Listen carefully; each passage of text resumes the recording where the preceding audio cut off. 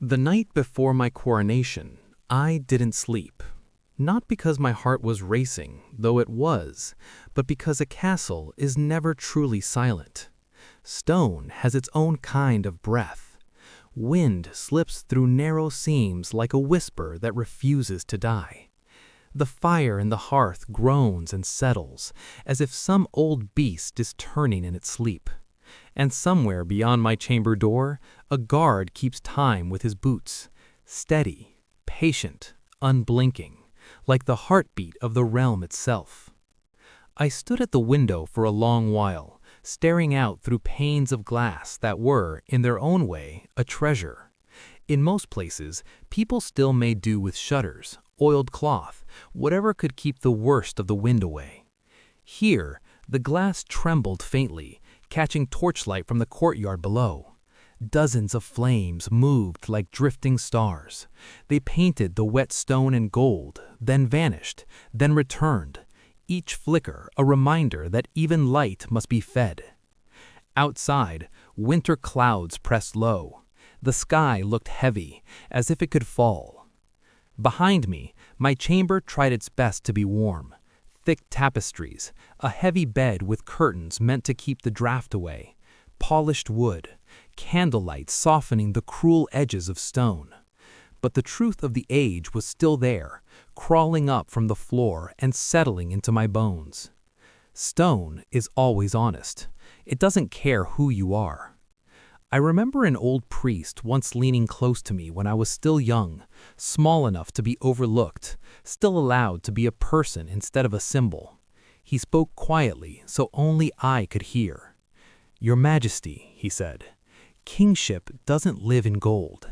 It lives in the ability to make others believe that gold belongs to you as naturally as the sun belongs to the sky." At the time, I didn't fully understand. Now, standing in the half-light of my own chamber, I felt those words settle on my shoulders, like a mantle. Then the door opened. Not with a bang, not even with a creak, only a careful shift of hinges and a hush of cloth, because nobody enters a king's room without permission, not out of kindness, but out of survival. In my world, etiquette isn't decoration, it's armor. The steward stepped inside and bowed so low that the candlelight caught the curve of his forehead. In his hands he carried a long wooden box wrapped in leather. He held it the way you hold something that could change the fate of men. "My lord," he said, "the goldsmith has delivered the final piece." He didn't need to say what it was. My stomach already knew. He came to the table and set the box down with the care of a man placing a relic on an altar. Then he opened it. Silk, pale and smooth, and resting in it, like a sleeping creature, was the crown. People imagine crowns as blazing things, almost theatrical, but the truth is subtler and somehow heavier. The gold was polished, yes, but not like a mirror. It held depth.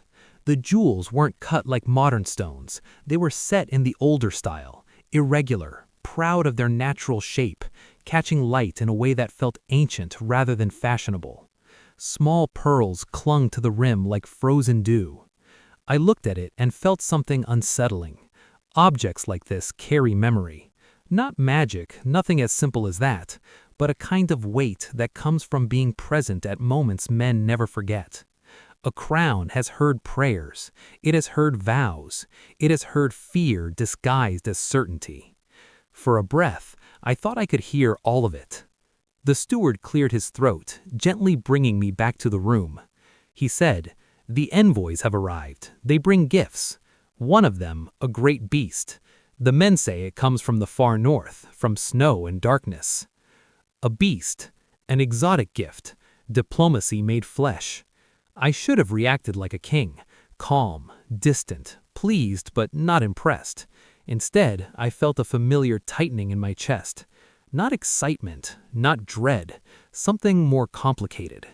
Because I understood what he was really telling me. Tomorrow is not simply a coronation. Tomorrow is theater. Tomorrow, I will step on a stage built from stone and candlelight. I will sit in a chair carved to look eternal. I will wear cloth and color that most of my people will never touch in their entire lives. And they will watch me, not just to celebrate, but to measure whether the world is still held together. I moved closer to the table. Candlelight wavered. Shadows shifted across the crown's jewels like passing clouds. I reached out and touched the rim. Cold. Not metaphorically, truly cold.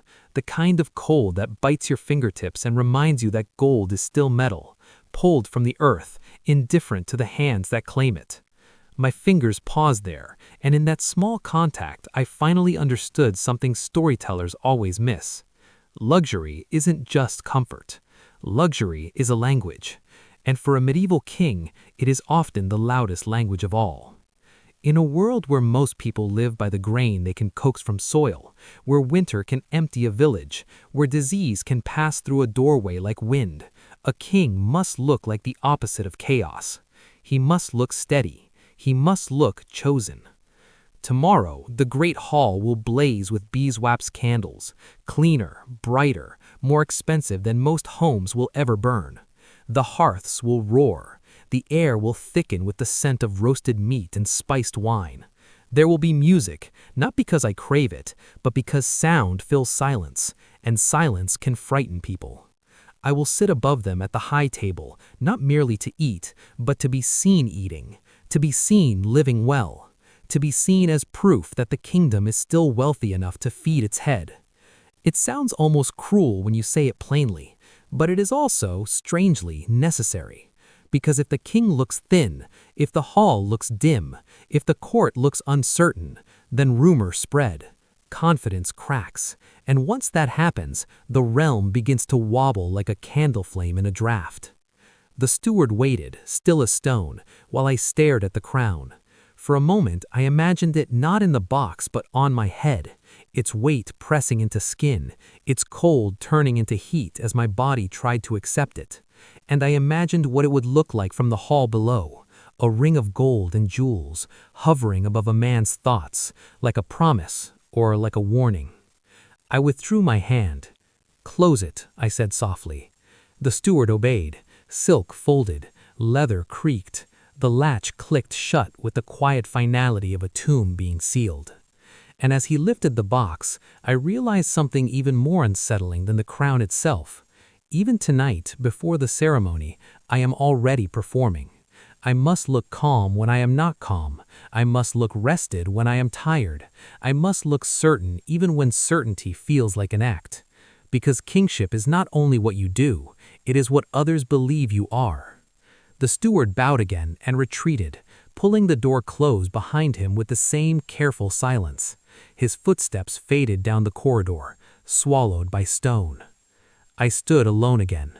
The fire hissed, the candles trembled, the wind pressed against the window. And I thought about the image people love, the king on his throne, goblet raised, velvet gleaming, laughter ringing under the rafters. It is a beautiful picture. It is also incomplete. Because there is this cold room, this sleepless night, this moment where a man stares at a crown and feels the weight of everyone who will look to him tomorrow and decide whether they can still believe in order. That is the heart of it. So let me ask the question the way it should be asked. How luxurious is the life of a medieval king? Luxurious enough that the world envies him. Luxurious enough that his table can look like a miracle to the hungry. Luxurious enough that his clothes can turn him into a symbol before he speaks a single word. And yet, never comfortable enough to let him forget what age he lives in. Tonight, the stone is still cold.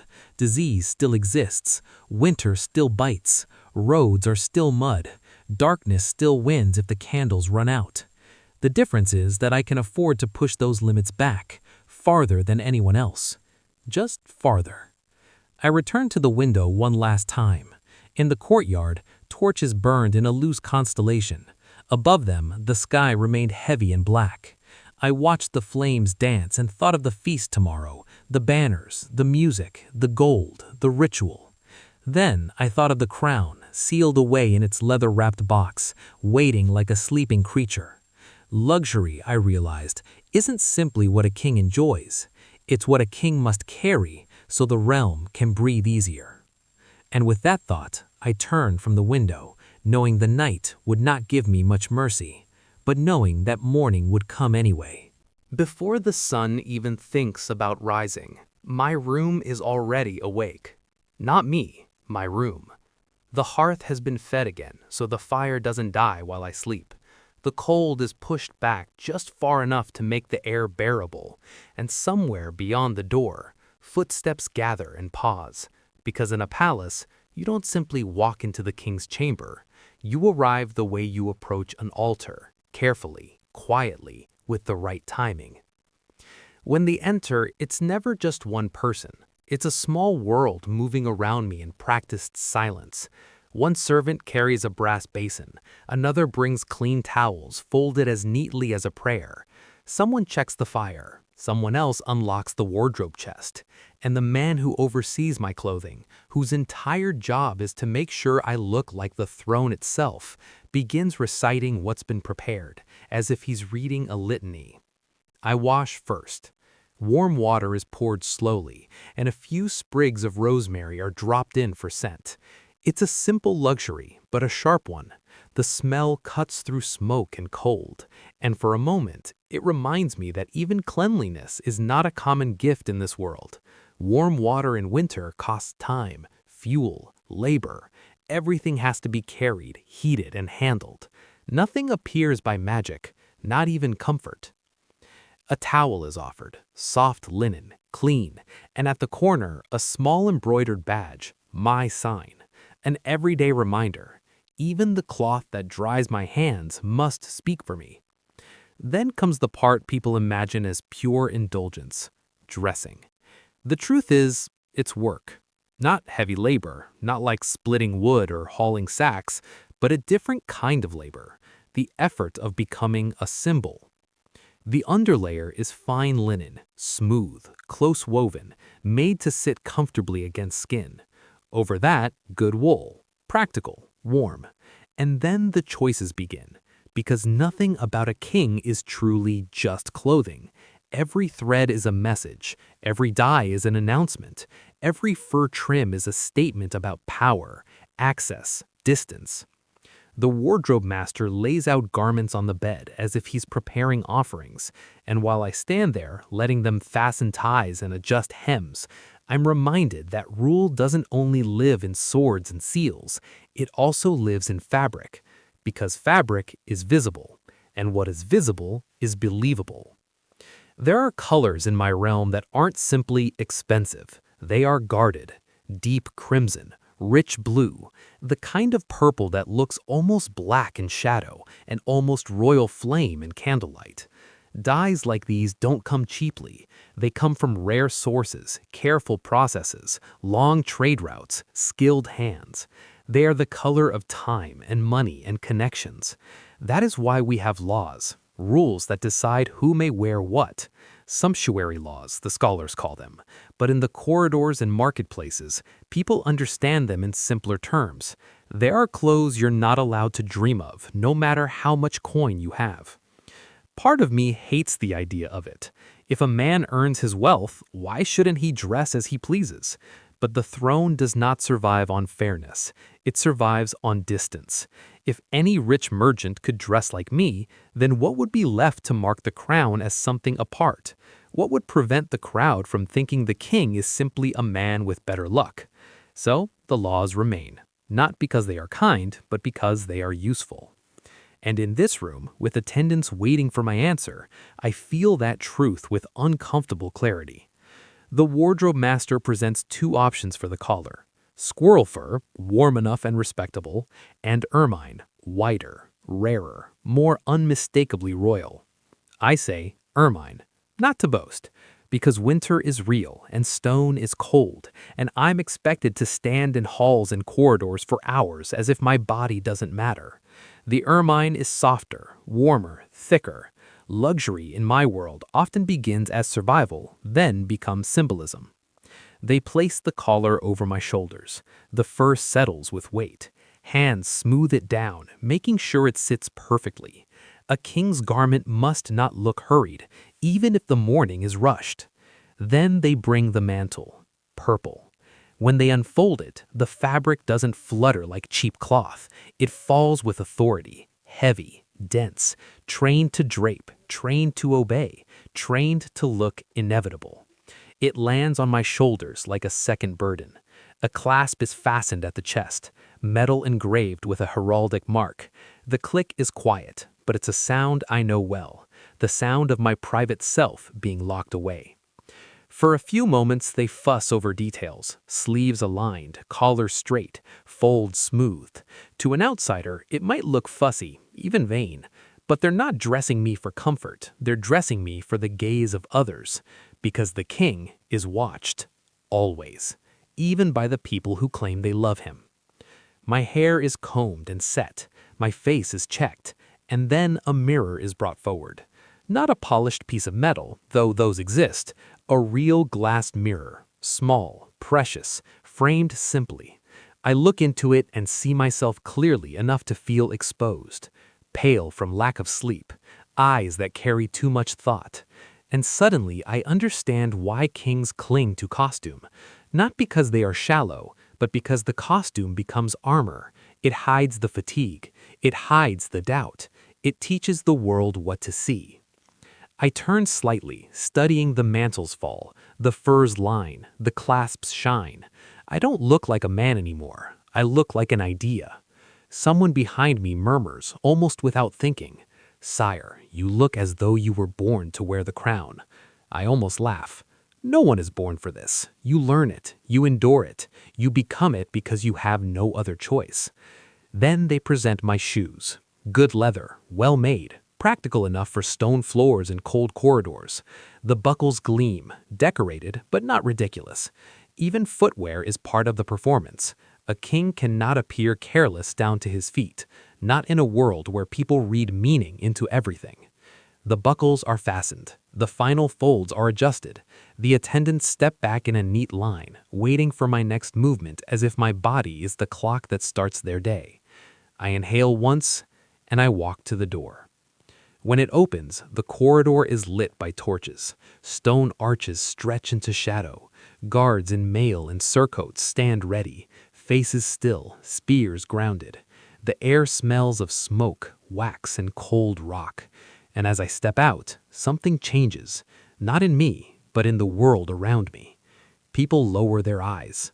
Not all at once like a play, not exaggerated, just a chain reaction of deference moving down the corridor as if it's carried by wind. Courtiers press themselves to the walls, hands fold, heads bow, words stop mid-breath. And it hits me again. Luxury is not only what I own, luxury is what I cause. A simple step becomes a signal, a color becomes a command, a fur collar becomes a border between me and everyone else. I move forward, and the hem of the mantle brushes the woven rushes on the floor. Behind me, attendants follow at the right distance. Ahead of me, doors open, then close. The castle receives me like a living thing that has learned my rhythm. As I pass, I catch glimpses of faces, admiration, calculation, fear, hope, sometimes all of them at once. These people aren't just watching a man in fine clothes. They're watching the health of the kingdom, the strength of the crown, the promise that the world is still held together. And for that, I must look unshakable, even if inside I feel the cold. That is the strange truth of being king. In private, I am flesh and bone, and winter reaches me like it reaches anyone. But in public, I am purple and gold and fur and ritual. I am the language of power made visible. And as I walk towards the great hall, towards the day's duties, towards the countless eyes waiting to measure me, I understand with sharp clarity. This splendor is not a reward. It is a tool. It is the price of being believed. If there is one place people swear a king lives like a god, it's the feast table.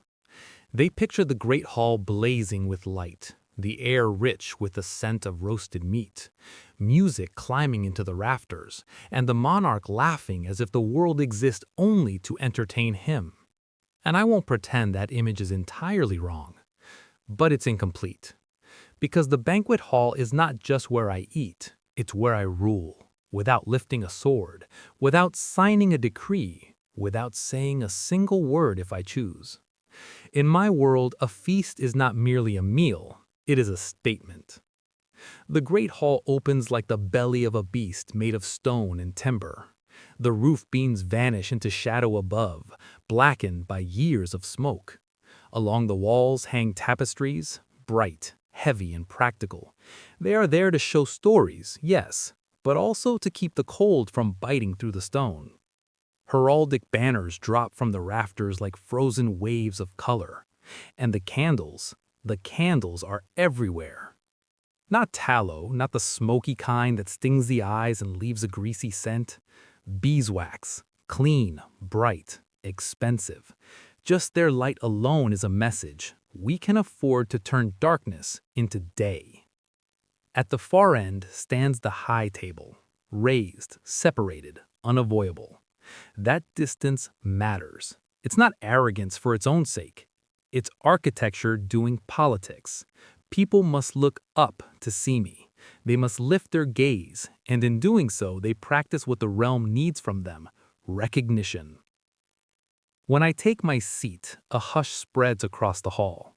Not because I'm about to speak, but because everyone is waiting for the ritual to begin. Before a single bite is taken, water is brought. A basin, an ewer, a towel. I wash my hands in full view of the hall. In another life, it would be a small courtesy. Here, it is a public act. It tells the crowd that my body is not merely mine. It belongs to the office I hold. Even my hands must look fit to touch the food that represents the wealth of the realm. Then the first course arrives. People imagine medieval feasts as endless trays of strange creatures. The truth is more ordinary and more revealing. Most of what I eat is still bread, meat, fish, vegetables, familiar things. The difference is not in the category, but in the quality and certainty. My bread is white, fine wheat bread, soft and light compared to the darker loaves most of my people eat. To the hungry, that whiteness is not just taste, it's class. It says, I am insulated from bad harvests. The meat is plentiful, yes. Venison, boar, goose, sometimes beef and mutton. On a major day, the table becomes a parade of abundance. Roasted joints, pies, stews thickened until they shine, sauces sweetened and spiced. But what truly separates my table from any other isn't only the quantity. It's the feeling that the supply will not fail. Outside these walls, people live close to the edge. A cold spring, a wet summer, a poor harvest, those things can tip a household into hunger. Inside my halls, the stores are deep. Salted meat, dried fish, grain in sacks, guarded like treasure. And when the court travels, that abundance moves too, because a king cannot afford to look hungry in public. The dishes keep coming, carried by lines of servants trained to move like clockwork. They don't rush, they glide, careful with their balance, careful with their spacing, because dropping a platter isn't just clumsiness, it's disorder. And disorder, in a hall full of powerful men, is dangerous. Then there are the spices. This is where the feast becomes something more than local wealth. Pepper, cinnamon, cloves, nutmeg, saffron. These are not grown in my forests or fields. They arrive by long trade routes, passing through distant ports, changing hands, surviving storms, taxes, and theft. Every grain that reaches my kitchen carries the weight of distance. So when my food is seasoned richly, it is not simply to taste exotic flavor. It is to announce my reach extends beyond my borders. My coffers can command the far away. The world comes to my table. Even sugar, something people now treat as common, was once rare enough to be a signal. Almonds, figs, wine reduced into sauces, gilded decorations on pastries. These things whisper the same message in different languages. The crown is connected to routes and markets the average man will never see. Sometimes the cooks produce a showpiece dish, a pie gilded with a thin leaf of gold, or a platter arranged to make the hall gasp. There is always a reason. Spectacle is not a mistake. Spectacle is policy. And it isn't only the food. Look at the hall itself, the placement of benches, the ranking of guests, who sits close to me and who is pushed down the tables into shadow. A feast is a living map of power. One seat nearer to the dais means favor, one seat farther means a warning. Even the way people speak changes depending on how near I am to my chair. Laughter becomes quieter, then louder as it rolls away from the high table. People are constantly measuring how much joy is permitted in the presence of the crown, how much familiarity is safe. And music threads it all. Minstrels pluck lutes and rebecks, a drummer keeps a gentle pulse. The sound softens edges, fills silence, turns waiting into pleasure. And yes, there may be entertainers, juggling, tumbling, clever wordplay, because a court that can laugh is a court that believes it is safe enough to do so. But even laughter has rules. No one is allowed to make me into a joke. They may tease the world, mock human foolishness, twist language into knots for the amusement of the room. But the king remains the still point. Even my entertainments mustn't reinforce the idea that order holds. Because if the king can be mocked openly, the crown begins to slip in the mind of the crowd. And through all of it, I am watched. Not in a romantic way, not like admiration alone. I am watched the way sailors watch weather, the way merchants watch a scale, the way soldiers watch a horizon. They watch what I eat. They watch how quickly I drink. They watch whether I smile and at whom. They watch whether my posture sags, whether my eyes look tired, whether my hands tremble with cold or age. A feast is a banquet of observation. This is the part people never understand. A king does not simply eat. A king performs eating. When I lift bread, it is not only hunger, it is reassurance. When I drink wine, it is not only taste, it is ceremony. When I accept a dish, it is not only pleasure, it is a public proof that the realm can still provide. Even moderation becomes a statement. If I eat too greedily, the moralists will whisper about gluttony. If I eat too little, others will whisper that I am ill, or worse, that the kingdom is strained. The church can condemn excess, yes, but the same church also expects a king to display prosperity as a sign of stable rule. So I balance.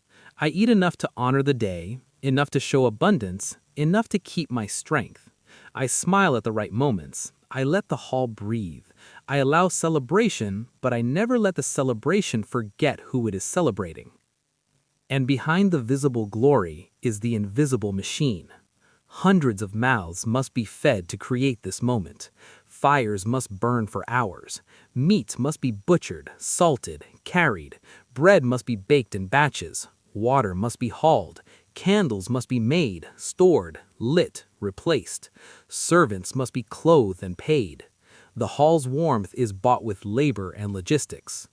If the feast looks effortless, it's because an army of hands has been trained to make it so. Sometimes in the middle of all that glow, between the clink of cups and the shift of banners, my attention slips to something small. My own hands on the table, a ring catching candlelight, a knife laid neatly beside bread, and I feel the weight of the truth under the beauty. This is not leisure. This is governance in velvet. A feast is where alliances are warmed, where rivalries are measured, where favors are requested without being spoken out loud. It is where powerful men see the crown's abundance and decide, consciously or not, whether that abundance is real, whether the kingdom is strong, whether the king is still the center that holds everything together. So yes, the table is luxurious. It is more food than most people will ever see at once. It is more spice than a family could afford in a year. It is light bright enough to push back winter night. But I know what it costs, and I know why it must be done. Because in an age where few can read proclamations and fewer still can travel to compare kingdoms, the simplest proof of power is the one every eye can understand.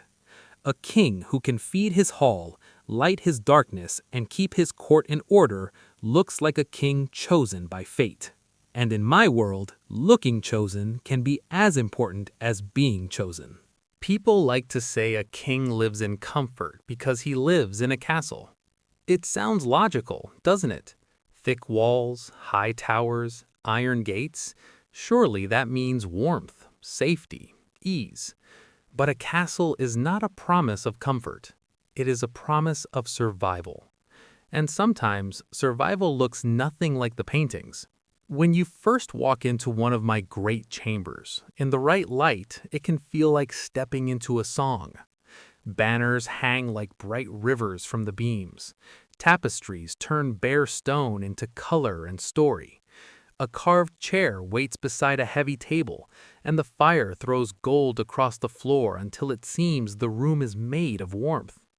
Then you stay long enough to notice what the stone is doing. Stone holds cold the way a locked chest holds coin. It keeps it, it hoards it, and it gives it back to you slowly, through your boots, up your legs, into your bones. Even with a roaring hearth, the far corners of a vast hall remain shadowed and bitter. And if you step away from the fire, you feel the air change, as if you've crossed an invisible border. That's the first truth of my home. It is beautiful, but it is never entirely tamed. My ancestors didn't always live like this. They were earlier halls. Grand, yes, but simpler, rougher, built for a world where a king was closer to a war leader than a courtly monarch. Over time, as the crown grew stronger and the court grew more refined, the buildings softened, little by little.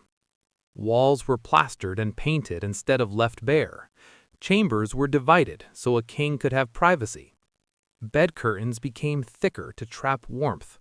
Windows began to hold glass.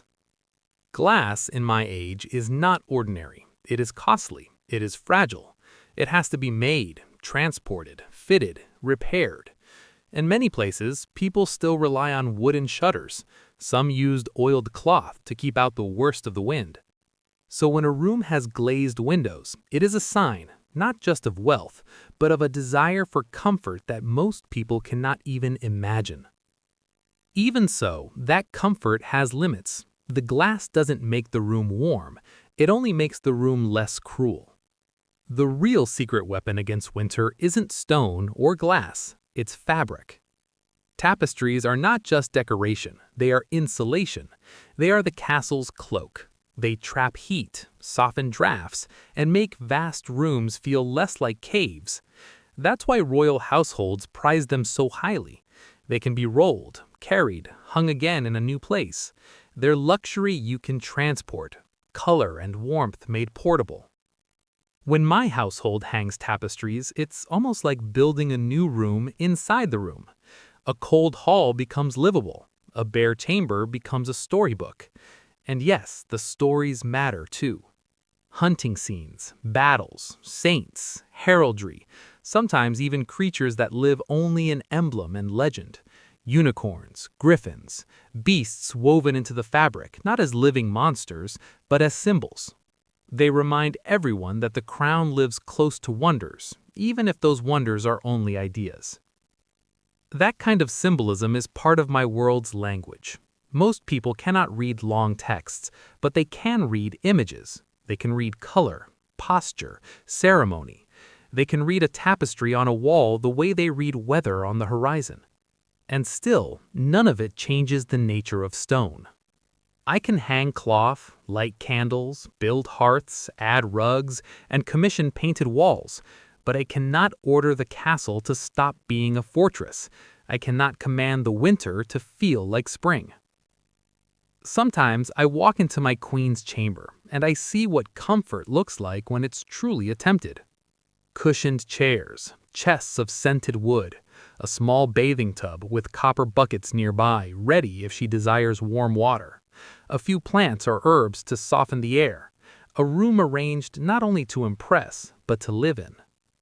Even bathing is a kind of luxury here. Not because people never bathe, but because bathing warmly, bathing comfortably, bathing without hardship takes resources. Water must be carried, heated, monitored. The tub must be cleaned. The towels must be laundered. It is all possible, but never effortless. People sometimes imagine medieval palaces having modern plumbing, hot and cold water on command, like a miracle. The truth is more modest and more impressive in its own way. There can be clever engineering, water conduits, cisterns, lead pipes in certain elite places, drain systems, carefully designed latrines built into the walls so waste falls away from living quarters. These are real innovations, but they are not universal, and they still rely on labor, on servants, on maintenance, on constant attention. Even the most advanced arrangement in my time is fragile compared to what future centuries will take for granted. Then there are the parts of castle life that no one wants in the romantic story. The garderobe, the drafty latrine turret built into the wall, the smell that the stone tries and sometimes fails to swallow, the cold air rushing through openings, the torch flame bending sideways in the wind. A castle protects you from armies. It does not protect you from discomfort. And that is the second truth of my home. It is safe, but it is never gentle. There's another side to luxury that people rarely think about. Not objects, but service. Comfort is not only what you own. Comfort is what other hands do for you. If a room is warm, it's because someone fed the fire at the right hour. If the bed is inviting, it's because someone warmed it, shook out blankets, drew curtains tight. If the hall is bright, it's because someone made and stored beeswax candles, then lit them, hundreds of them, before guests arrived. Behind every royal moment is a chain of work. I see it best when I look down into the courtyard from a window. Wagons arrive with sacks of flour, barrels of ale and wine, bundles of firewood, bolts of cloth. Stewards check and record. Workers haul and stack. Guards watch. The flow never ends, because feeding a castle is like feeding a living creature. It consumes constantly. And when the court travels, that consumption moves too. Beds, tapestries, plate, documents, supplies, all shifting from one residence to the next. Harbingers ride ahead to prepare rooms. Servants arrive, hang cloth, light fires, make the new place feel like the old one. This is what it means to carry a kingdom on wheels. It is also what it means to be king, to live inside a machine that must never stop. Sometimes I pause in a corridor and put my palm against the wall. Cold stone, rough texture. No matter how many tapestries I hang, I can always find the truth of it underneath. The castle reminds me, quietly, relentlessly, that I do not rule time or weather. And then there's the harshest limit of all, the body. In my age, even a king cannot buy true safety from sickness. I can afford physicians, I can afford herbal remedies, costly ingredients, the attention of the best minds available. But the best available is still bound by what my era understands. Infection can still turn deadly. Fever can still sweep through a household. Pain can still cripple a man dressed in gold. So yes, my life is luxurious. In the eyes of nearly everyone else, it is unimaginable. But it is not modern comfort. It is luxury pressed up against an unforgiving world. It is bright candlelight inside a dark winter. It is warm fur against cold stone. It is a curtain drawn against a draft that never truly stops. It is a bed prepared by servants in a room that still whispers with wind. That is what a castle really is. A fortress made livable by money, labor, and design, yet always reminding me of what time I live in. Because I can hang gold on the walls, I can cover the floor with rugs, I can light 100 candles and make night look like day, but I cannot order stone to stop being cold. And perhaps that is why castles feel so powerful. They teach the same lesson the crown teaches. In this world, luxury is real, but so are limits, and a king must learn to live in the space between the two. People love to say, with a kind of envy they can't quite hide, that a king must have everything he wants. I understand why they think that. They see the feast table, the jewels, the banners, the endless procession of servants. They see me seated above everyone else, and it's easy to believe my life is made of comfort. But the greatest luxury I possess isn't a crown or a goblet or a robe lined with fur. It's people. An entire living machine of people. And that machine never stops moving. In truth, I am almost never alone. Not truly. Even when I stand by the fire and pretend I'm simply watching the flames, I can hear the soft clink of keys somewhere down the corridor. I can hear boots in measured rhythm as guards keep time in the dark. I can sense the quiet presence of servants waiting beyond the door, close enough to respond instantly, far enough to remain invisible unless needed. Sometimes it feels like the castle itself is watching me, but it's not the castle, it's the household. My household is a kingdom within my kingdom. There is the steward who controls supplies and stores, who keeps the castle breathing, fuel, food, textiles, repairs. There are clerks and secretaries who live among parchment and seals, turning spoken will into written command. There are officers whose titles sound like stories, keepers of bread, keepers of wine, masters of the chamber. Yet their work is utterly practical. Bread must appear on time. Wine must be measured. Cloth must be cleaned, mended, and replaced. Horses must be fed, shod, and ready. Dogs must be kept. Weapons must be maintained. Keys must be guarded. And then there is the kitchen, an engine of heat and labor that wakes long before the sun. The clatter of knives, the hiss of boiling water, the weight of cauldrons, the smell of smoke and onions and salt. The kitchen is where luxury begins its life as effort. By the time a dish reaches my table, it has passed through more hands than most people will ever shake in their lives. On ordinary days, the number of people tied to my body, my food, my clothing, my safety, my schedule, is already astonishing. On feast days, when nobles arrive with their own retinues, when envoys appear with gifts and demands wrapped in courtesy, when the court swells like a tide, it can feel as if an entire town has moved inside my walls. And feeding them is only the beginning. Every mouth must eat. Every candle must be lit. Every fire must be fed. Every floor must be swept. Every stall must be cleaned. Every room must be warmed, prepared, and guarded. The cost is constant. The work is constant. The motion never ends. From the outside, this looks like pure privilege, and it is. But there is a truth hiding inside that privilege, one that people rarely imagine. This many servants means this much attention, and attention is not always comfort. When I dress, hands are on my clothing, adjusting, fastening, smoothing, aligning. When I eat, someone stands behind my chair, ready to serve, ready to remove a plate the instant I stop touching it. When I pray, someone waits outside the chapel door. When I travel, someone counts every trunk, every tapestry roll, every chest of plate and linen.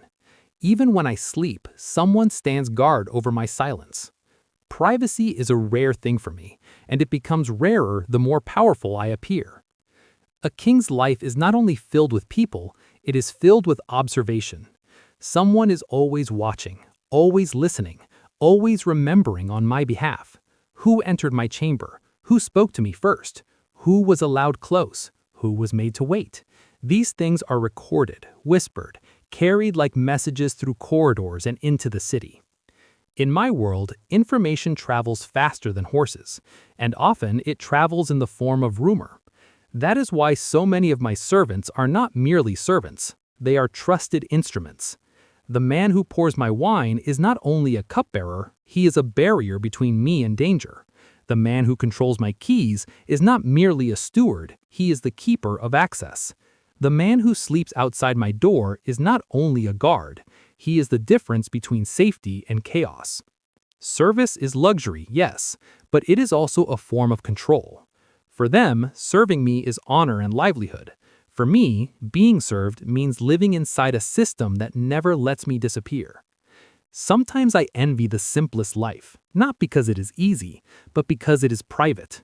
A small room, a plain meal, a night's sleep without anyone measuring my breathing for signs of weakness, a conversation that does not become currency. But I cannot indulge that envy for long, Because kingship is not a garment I can take off at night. Even my quiet is a resource that others will try to interpret. This is why the court is so strict about etiquette. People think ceremony is just tradition or vanity. In truth, ceremony is a language of boundaries. It decides who may approach, how close, on what terms, with what words.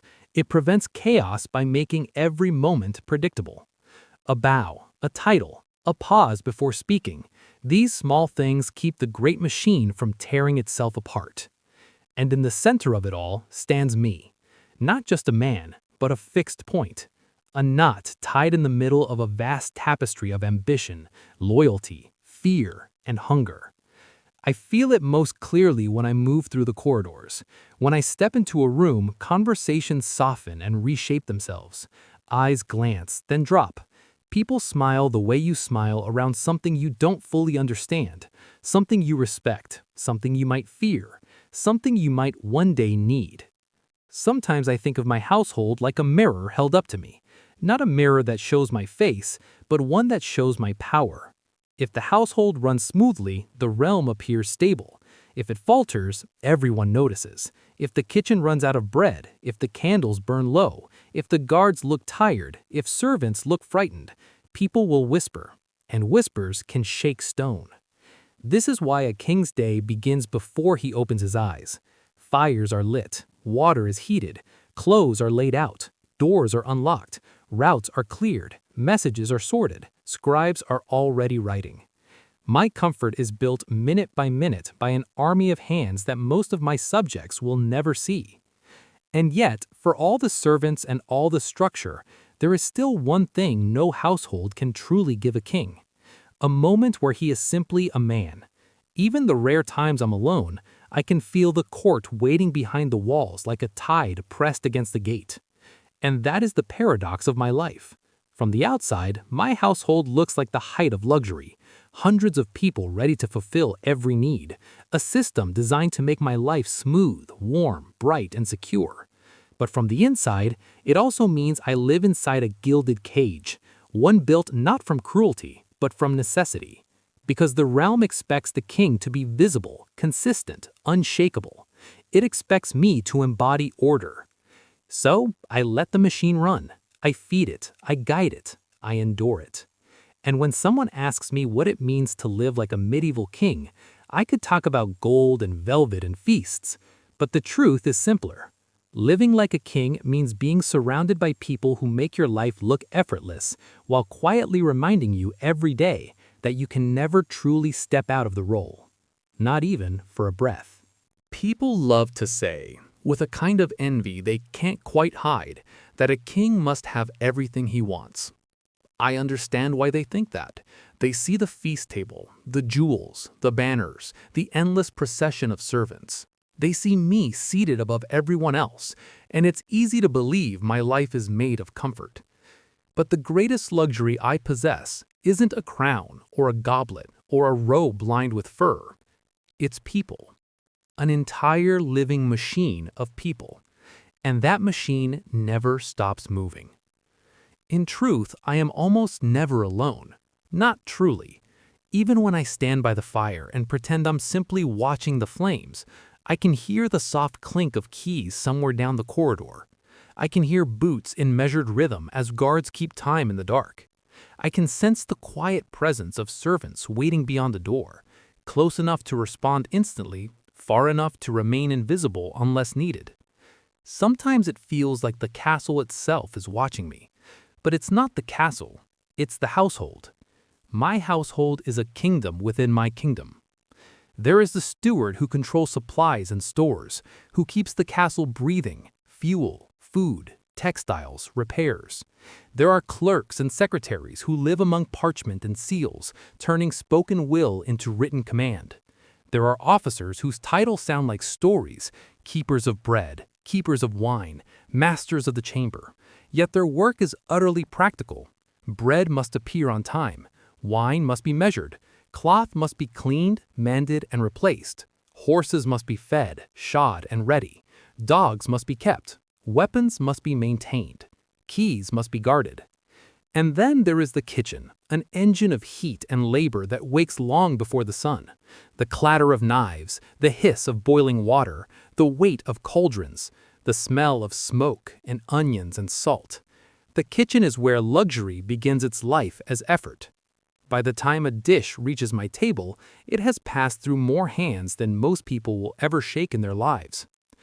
On ordinary days, the number of people tied to my body, my food, my clothing, my safety, my schedule, is already astonishing. On feast days, when nobles arrive with their own retinues, when envoys appear with gifts and demands wrapped in courtesy, when the court swells like a tide, it can feel as if an entire town has moved inside my walls. And feeding them is only the beginning. Every mouth must eat, every candle must be lit, every fire must be fed, every floor must be swept, every stall must be cleaned, every room must be warmed, prepared, and guarded. The cost is constant, the work is constant, the motion never ends. From the outside, this looks like pure privilege, and it is. But there is a truth hiding inside that privilege, one that people rarely imagine. This many servants means this much attention, and attention is not always comfort. When I dress, hands are on my clothing, adjusting, fastening, smoothing, aligning. When I eat, someone stands behind my chair, ready to serve, ready to remove a plate the instant I stop touching it. When I pray, someone waits outside the chapel door. When I travel, someone counts every trunk, every tapestry roll, every chest of plate and linen. Even when I sleep, someone stands guard over my silence.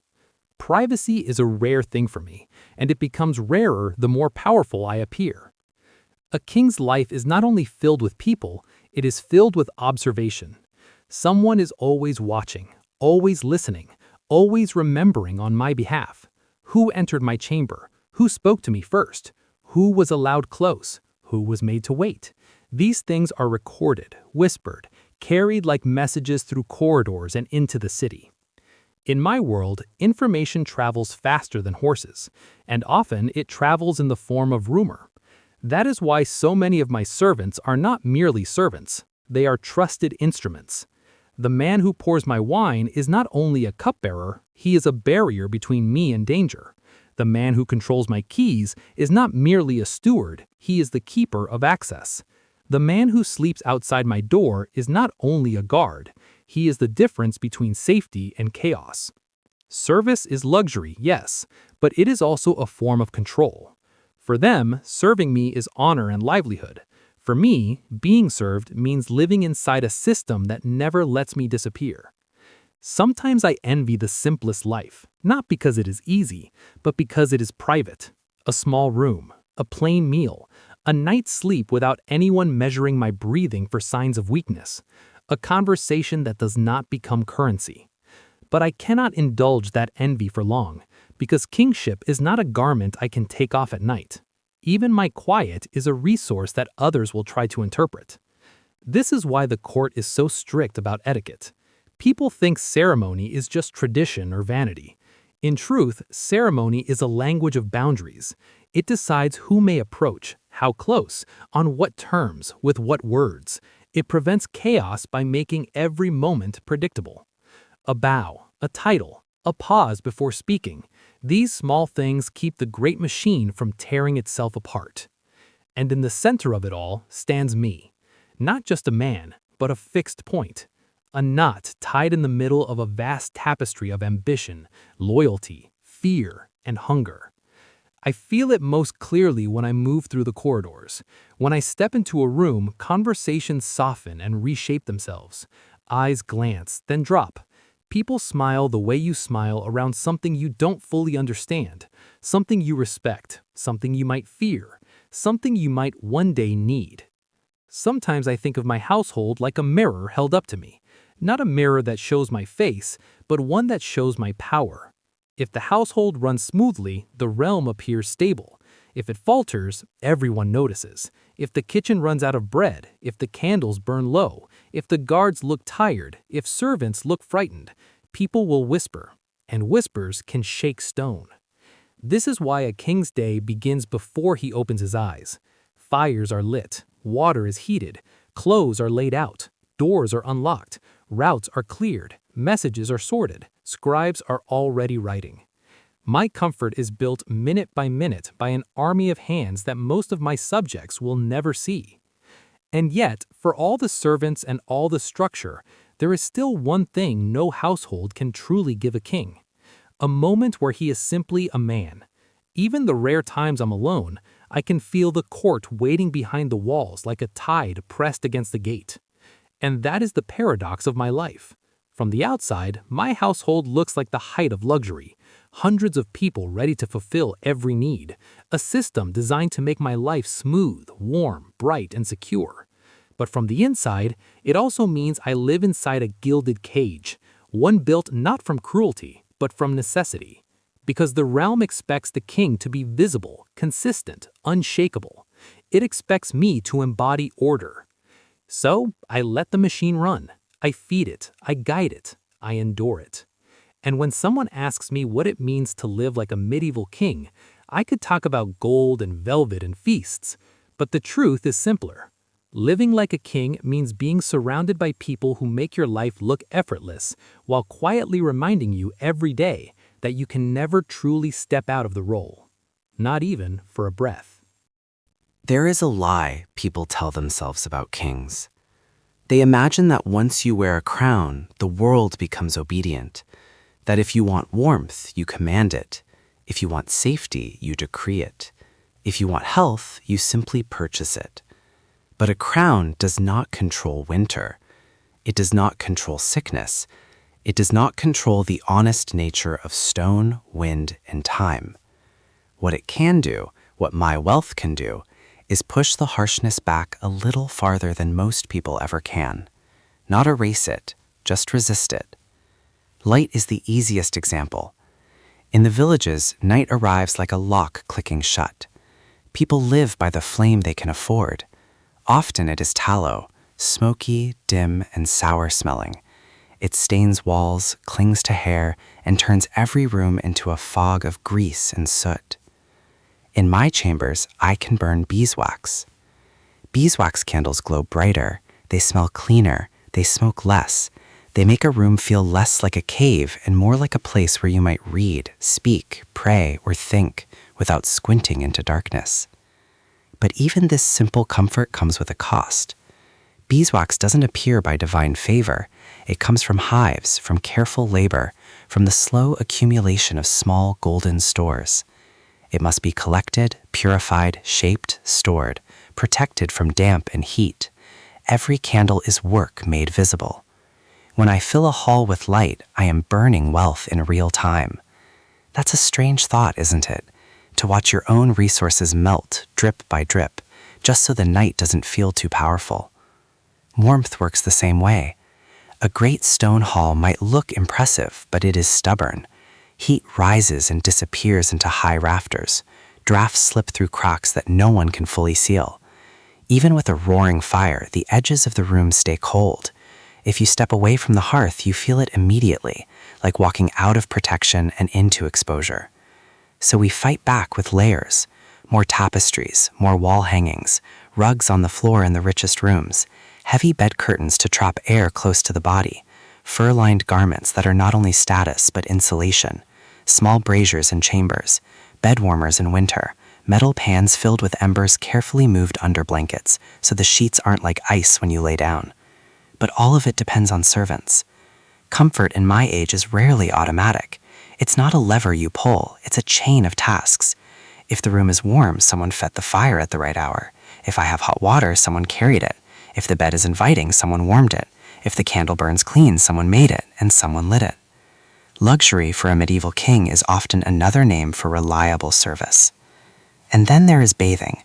People love to imagine royal baths as proof that kings lived like modern men. The truth is more complicated. Yes, a king can bathe more comfortably than most. There are tubs, buckets, scented herbs, linens. In some elite places, there can be clever systems for water storage and drainage. But there is no effortless turn a handle and wait luxury. Everything is carried, heated, monitored, cleaned, prepared.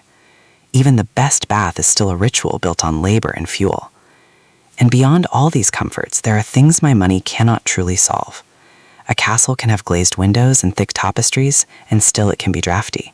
A palace can have a private chamber and still be cold in winter. I can surround myself with warmth, yet I can never fully tame the season. Then comes the deeper limit, the body. I can afford physicians. I can afford medicines, ointments, herbs, imported ingredients people whisper about as if they are miracles. I can summon the best minds available in my realm. But best available is still limited by my time. A fever can still become dangerous. An infection can still turn deadly. A toothache can still make a king miserable. A sudden illness can still change the future of a dynasty. That is a truth that lives under every royal canopy, even if no one dares speak it aloud. There have been moments, quiet, humiliating moments, when I sat in full regalia, surrounded by courtiers and officers, while pain burned through me behind my expressionless face, when my body demanded attention but my position demanded stillness. And I realized something that felt almost cruel in its clarity. The wealthiest man in the realm can still be the most vulnerable, because the realm depends on his breath. When I am sick, it isn't only my household that worries. It's the council, it's the treasury, it's foreign courts, it's every ambitious lord who wonders what happens if the king weakens. In such moments, luxury becomes a shield people hold up against fear. More candles, more ceremony, more prayer, more music in the chapel, as if beauty can keep the darkness at a distance. Sometimes it helps, not because it cures anything, but because it reminds people of order. But order is not the same as safety. Even I cannot buy immortality. That's why I say my luxury is real, but it lives inside a cage built by the era itself. I can burn clean candles, but the night still comes. I can warm my bed, but winter still presses against the walls. I can summon healers, but sickness still exists. I can build strongholds, but wind still finds cracks. The late hours of the day show it best. When the hall's empty and the noise softens, when the household withdraws and only a few candles remain, the palace becomes honest again. You hear the wind. You smell the smoke in your hair. You feel the stone beneath the rugs. You watch the hearth fade and realize that even fire cannot last forever without attention. And somewhere nearby, in a box lined with silk, my crown waits. It does not warm me, it does not heal me, it does not stop the weather or the plague or the slow wear of time. It only changes how the world looks at me. Sometimes I think that is the true shape of medieval luxury. It is not comfort without limits. It is not a life untouched by hardship.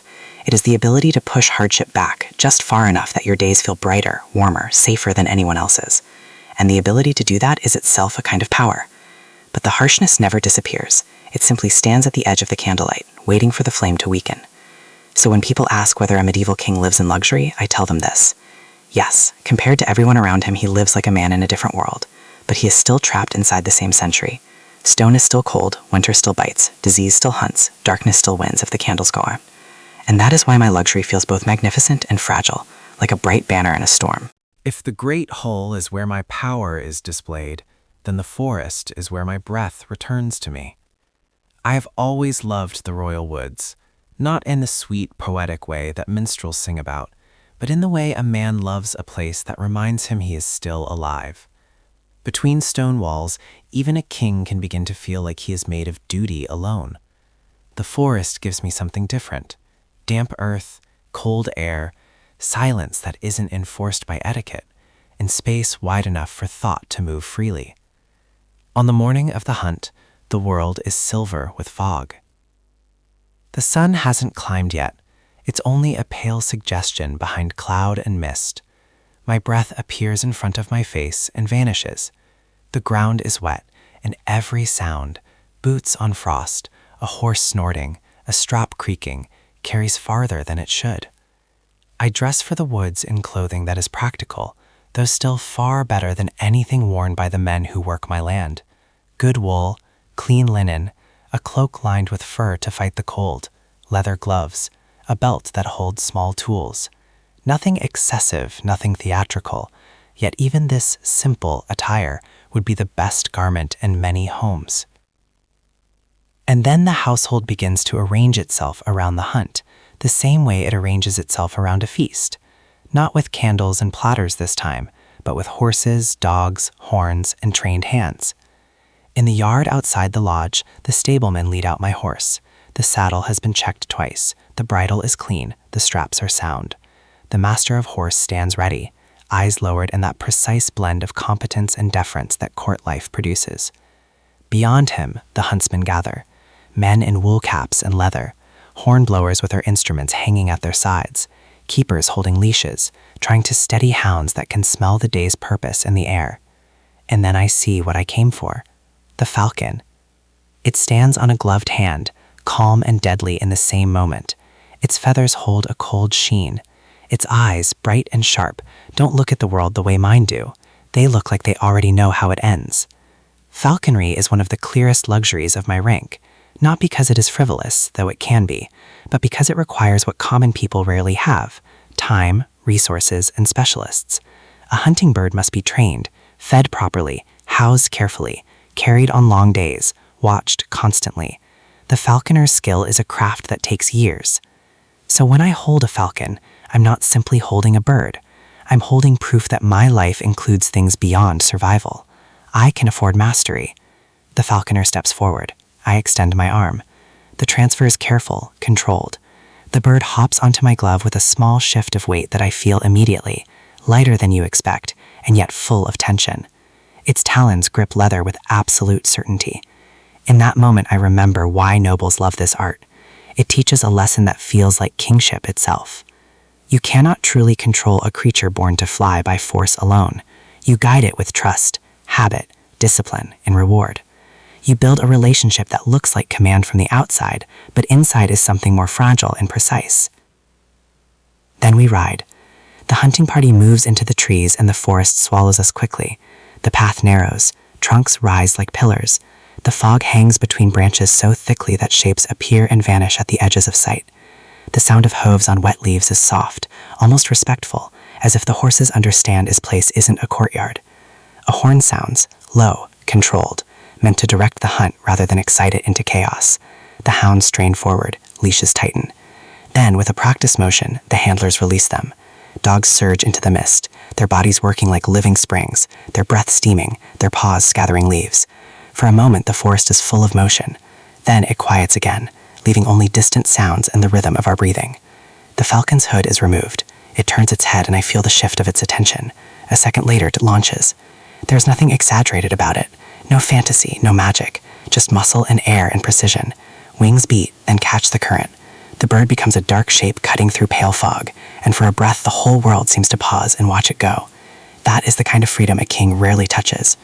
We ride deeper, listening for signs, watching for movement. Men point to tracks in the mud. Dogs disappear, reappear. Horn calls echo in the distance. Sometimes the forest feels like it is guiding us, sometimes like it is hiding the truth on purpose. And in the midst of all this, I remember an old story the villagers tell. They whisper that the royal forest belongs to more than the crown. They say there is a white stag, a pale deer, that appears when the throne changes hands, or when a king has forgotten what kingship truly costs. Whoever sees it, they say, is being warned. Rule is not a gift, it is a debt. I am not a superstitious man. I have been raised among priests and clerks and hard realities. I know stories can be used to control people. And yet, I do not mock this one, because symbol survives longer than men, and sometimes symbols speak truths we don't want to hear. Later, while we move through a particularly thick patch of fog, I see something. Not clearly, not long. A pale shape between two trees, white against gray, gone as soon as my mind says, look. It could have been a trick of mist, a flash of frost on bark. An animal I didn't see properly. The forest is full of illusions when the fog is heavy, but my heart slows in my chest. My hand tightens on the reins, and my horse senses it. It shifts beneath me, ears flickering. I say nothing, I do not point. A king does not announce uncertainty to his own men. I simply ride on. At midday, we pause in a small clearing. The servants bring out a simple meal. Simple by my standards, luxurious by anyone else's. White bread, cured meat, cheese, a small jug of wine diluted with water, a cloth spread neatly over the damp ground as if we are still in a dining chamber. This is another kind of royal privilege. Even in the woods, the court follows me. Comfort appears wherever I decide to stop. We eat quickly, we speak quietly, then we move again. By late afternoon, the hunt begins to slow. The fog thins a little, light changes. The forest looks older, darker, less forgiving. When we finally ride back toward the lodge, the air feels colder. Not because the temperature has changed, but because the spell of movement is breaking. The closer I get to the walls, the more I feel the return of structure. Servants waiting, guards positioned, schedules calling me back into the shape of kingship. The horses are handed to grooms, saddles are loosened, the bobkin is hutted again and taken to its care. The hounds are fed and settled. And then I am led back inside. I step into the hall of the lodge, into firelight and tapestries and the familiar smell of smoke, and I feel a strange twist in my chest, something between gratitude and disappointment. Out there, among trees and mist, I can almost believe I am simply a man. And here, the world expects me to be a symbol again. That is the bittersweet truth of a king's leisure. Even the moments meant to be free are structured.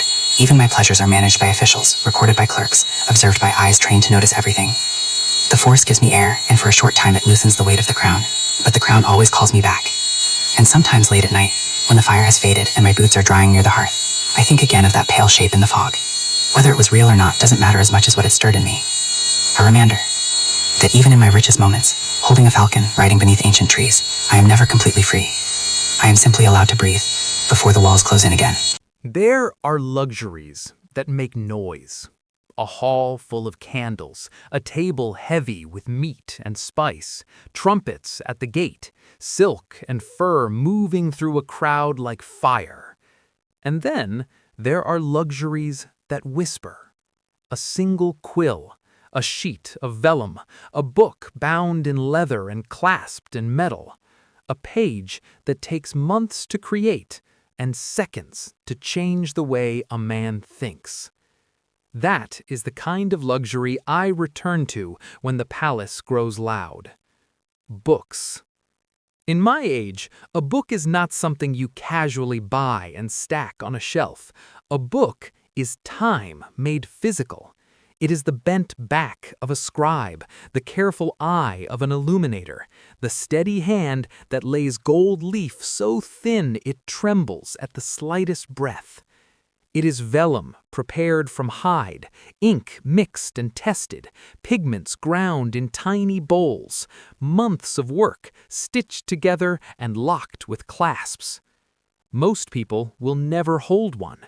Many will never see one. So when I say I have a room devoted to manuscripts, I'm not describing a hobby. I'm describing a kind of power that does not shine like armor, but lasts longer than armor ever could. My library is not a grand hall open to all. It is a guarded chamber, oak shelves, chests, lecterns, candles placed in iron sconces. The air smells of wax, parchment, wood, and faint smoke. In the quiet, you can hear the soft scratch of quills and the careful turn of pages. This room feels different from the rest of the palace. In the great hall, everything is meant to be seen. In the library, everything is meant to endure.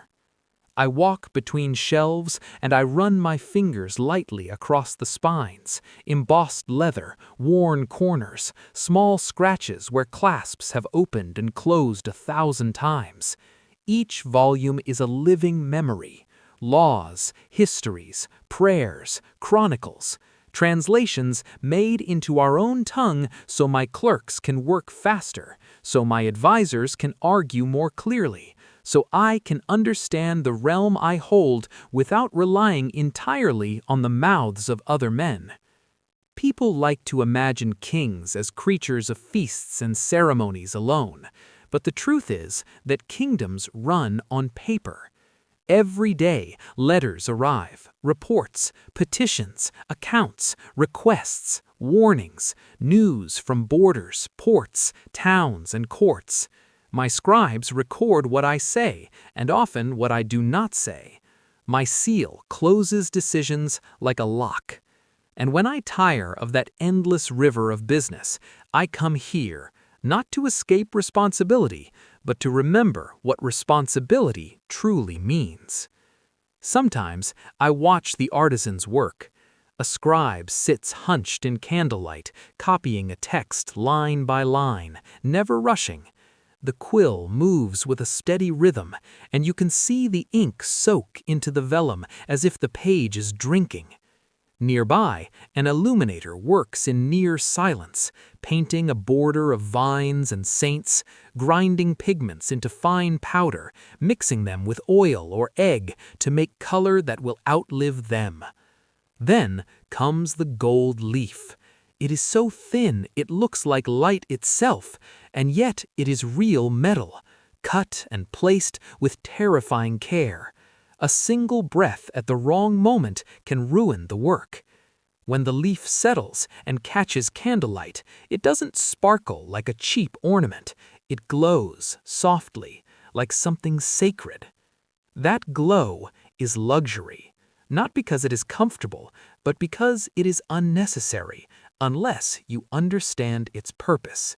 A richly illuminated manuscript is not just a book, it is a statement. This court has time to create beauty.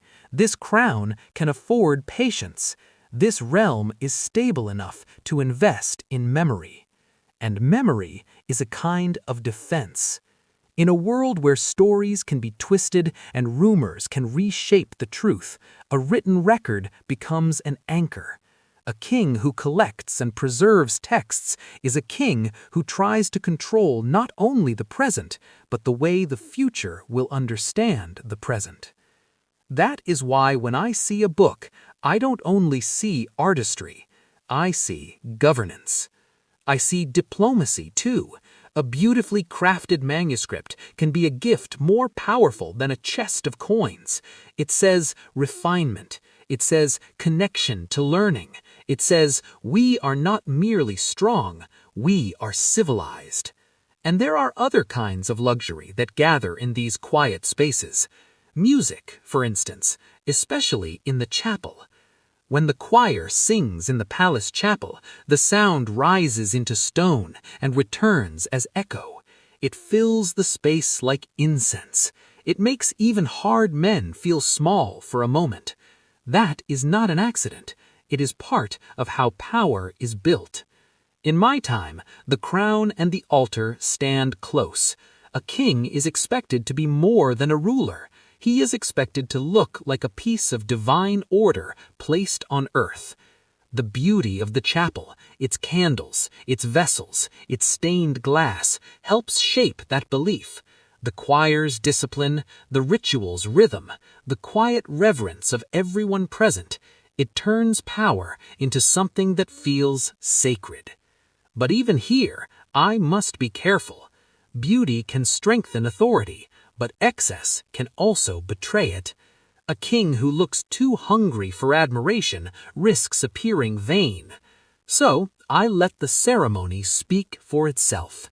I stand, I kneel, I listen, and I allow the chapel to do what it was built to do. Calm the mind of the court, and remind everyone there is order above and beyond our quarrels. At night, when the palace grows quieter, I sometimes return to the library alone. A single candle, a chair, a heavy book opened carefully at a lectern. The page smells faintly of hide and ink. The illustrations glow softly. And in the margins, in the small painted scenes, I sometimes find something that unsettles me more than any political letter. A miniature king, kneeling, a crown set aside, a ruler made small before something larger. I stare at those images longer than I need to, because they say something simple and uncomfortable. Power is not permanent. A crown can be lifted away as easily as it is placed. A king who cannot bow at the right moment will eventually be forced to bow at the wrong one. That thought is not weakness, it is survival. And that is why I call books a royal luxury. Not because they make my days easier, they do not. They often make my thoughts heavier. But they give me something rare, a place where the crown is not the loudest voice in the room. A place where time stretches beyond the next feast, beyond the next treaty, beyond the next crisis. When the candle burns low, an attendant may come to extinguish it, covering the flame with a snuffer until smoke rises in a slow spiral. The room darkens, the shelves become silhouettes, and I step back into the corridors of stone and torchlight, back into the endless motion of court life. But I carry something with me, something quieter than gold. The knowledge that beauty and learning are not ornaments in a palace. They are part of the crown's foundation. They are the luxury of a mind that has room to think in an age that rarely allows it.